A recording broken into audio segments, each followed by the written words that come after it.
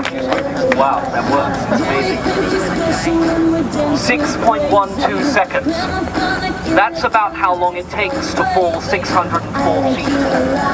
And 604 feet is about how far Tyler Clementi fell after he jumped off the George Washington Bridge. Now, as we know, he took his own life because live video footage of him having a romantic encounter with another man was streamed live on the internet by his college roommate. Just one of a very long list of young people who have taken their lives because of anti-LGBT bullying in the past few weeks. Now, I never experienced anything like what Tyler went through when I was at school, but I was bullied for being gay. You see, when I was a kid, I was a ballet dancer. And every week I squeezed into a leotard and blue shiny hot pants. It was quite an outfit. And I spent an evening practicing demi-pieds and pirouettes. And I loved it. I loved the discipline. The music played on the old piano, the feel of the wood beneath my feet. I even secretly quite liked the outfit. But my schoolmates and some of my teachers didn't like ballet as much as I did. And one of my teachers, a PE teacher, used to make fun of me. He used to say how girly I was, how dancing is not something that a boy should do. I remember the sneer on his face as I walked past, and I remember that he was the first person to call me a fag, which at 7 years old, I didn't really understand.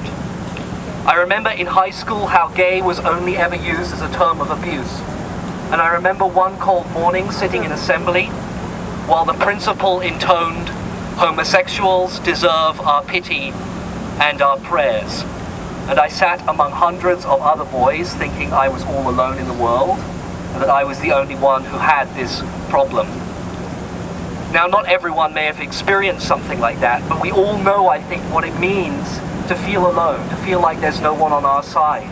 Perhaps you were too tall and the short kids made fun of you. Or perhaps you were too short and you got it from the taller ones. Or perhaps you were too smart or too dumb, or from the wrong side of town, or the wrong race. We all know, I think, even if just for a moment, what it feels like to think that there's no one on your side, to think that no one has your back. And all of us, if there are young people in our lives that we care about, can agree that we don't want this to happen to them.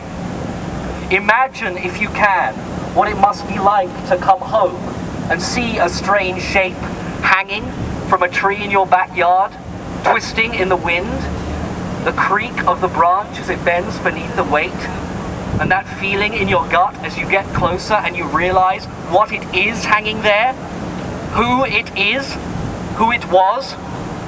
Because that was Seth Walsh, 13, who hung himself from a tree in his backyard.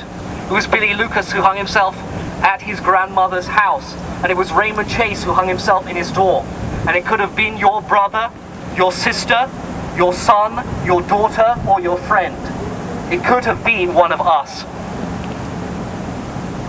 So I know, I only came out in March this year, after 10 years after I first told my parents that I thought I was gay.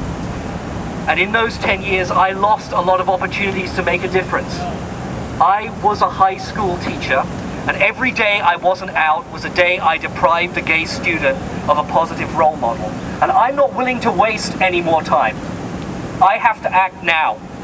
We have to act now. Because it isn't enough to let these things happen and then mourn them afterwards. We need to catch these kids before they jump. And there is something we can do to help as a start. Journalist Dan Savage has started a campaign, the It Gets Better campaign, to send messages of hope to teenagers who are being bullied because they're gay or for whatever reason, that they should have hope for their future, that they do have something to live for. And I think that if we made such a video, as Harvard students with glittering careers ahead of us and sparkling degrees, then we could make a difference. So we need people to hold a camera, to share their stories, to do editing and sound, to stand in a big group and say it gets better. No contribution is too small. And if you want to get involved and you're an undergraduate, talk to Tevin here. Do you mind waving? Oh, hi. And he'll tell you how to get involved. And if you're a graduate student, or if you just want to come along, from 5 to 7 p.m., in the Elliot Lyman Room in Longfellow Hall at the Education Schools campus, stand up and say, we're standing with these kids. We've got your back.